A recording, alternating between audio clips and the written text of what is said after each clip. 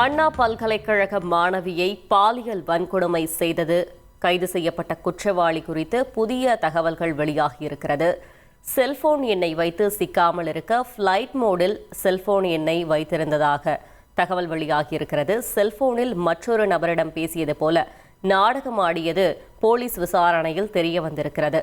பல்கலைக்கழக மாணவி குறித்த வீடியோ மட்டுமின்றி மேலும் சில வீடியோக்களும் ஞானசேகரிடம் செல்போனில் இருந்தது கண்டுபிடிக்கப்பட்டிருக்கிறது.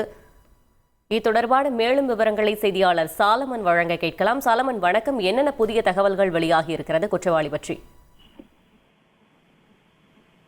அண்ணா பல்கலைக்கழக மாணவிக்கு பாலியல் வன்கொடுமை செய்த விவகாரத்துல கைது செய்யப்பட்ட ஞானசேகரிடம் கோட்டூர்புரம் போலீசார் நடத்தப்பட்ட விசாரணையில பல்வேறு புதிய தகவல்களானது வெளியாகியுள்ளது. குறிப்பாக அவரை கைது செய்யப்பட்டு அவர் கைது செய்யும் போது அவருக்கு எலும்பு முறிவு ஏற்பட்ட நிலையில அவர் மேஜிஸ்ட்ரேட் முன்பு ஆஜர்படுத்தப்பட்டு பின்பு நீதிமன்ற காவல்ல சிறையில் அடைத்துள்ளார். இந்த நிலையில இதற்கிடையே அவரிடம் நடத்தப்பட்ட விசாரணையில பல்வேறு தகவல்களானது வெளியாகியுள்ளது. அவரை எப்படி போலீசார் பிடித்தனர் என்பது குறித்தான தகவலும் வெளியாகியுள்ளது.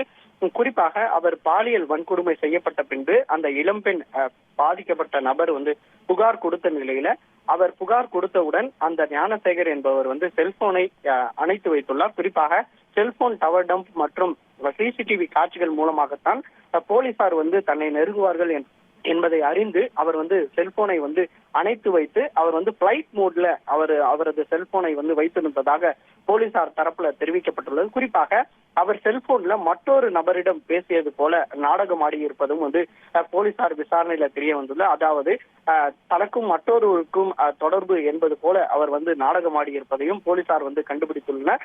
குறிப்பாக அவர் பாலியல் வன்கொடுமை செய்யப்பட்ட பின்பு இளம்பெண் அறைக்கு சென்று தொடர்ச்சியாக அழுது கொண்டிருந்ததாகவும் அப்போது அவரது நண்பர்கள் அனைவரும் சேர்ந்து எதற்காக அழுகிறார்கள் என்று கேட்ட பின்பு தான் அதன் பின்பாக தோழிகள் மூலம் தெரிவித்த பின்பு அவர் கொடுத்த தகவலின் பேரில் தான் காவல் கட்டுப்பாட்டு அறைக்கு புகார் வந்ததாகவும் போலீசார் தரப்புல தெரிவிக்கப்பட்டுள்ளது. குறிப்பாக பாலியல் வன்கொடுமை செய்த மாணவி குறித்து வீடியோ மட்டுமில்லாமல் அவர் மேலும் சில வீடியோக்களையும் செல்போனில் இருந்ததையும் போலீசார் கண்டுபிடித்துள்ளனர். அதுல யார் யார் எல்லாம் வீடியோக்கள் உள்ளது, வேறு ஏதேனும் இளம் பெண்கள் இவரால் பாதிக்கப்பட்டுள்ளனரா என்ற கோணத்துல போலீசார் விசாரணை நடத்தி வருகின்றனர்.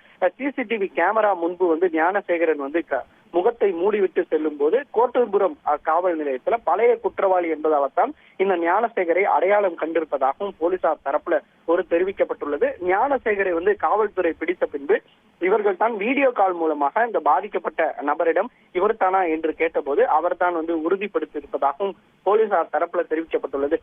குறிப்பாக இந்த வழக்கு தொடர்பாக சந்தேகப்படும்படியான நபர்களை அண்ணா பல்கலைக்கழகத்தில் இருக்கக்கூடிய 300க்கும் மேற்பட்ட நபர்களிடம் காவல்துறையினர் விசாரணை நடத்தி இருப்பதாகவும் தொடர்ச்சியாக இதுல வேறு ஏதேனும் இளம் பெண்கள் பாதிக்கப்பட்டுள்ளனரா என்பதை கண்டறிந்து அவர்களிடம் புகாரை பெறுவதற்கான முயற்சியிலும் கோட்டூர்புரம் போலீசார் ஈடுபட்டிருப்பதாகவும் அது மட்டுமின்றி இவருக்கும் வேறு யாருக்கும் தொடர்பு உள்ளதா என்ற கோணத்திலையும் போலீசார் தீவிரமாக விசாரணை மேற்கொண்டு வருவதாக தகவல் தெரிவிக்கப்பட்டுள்ளது.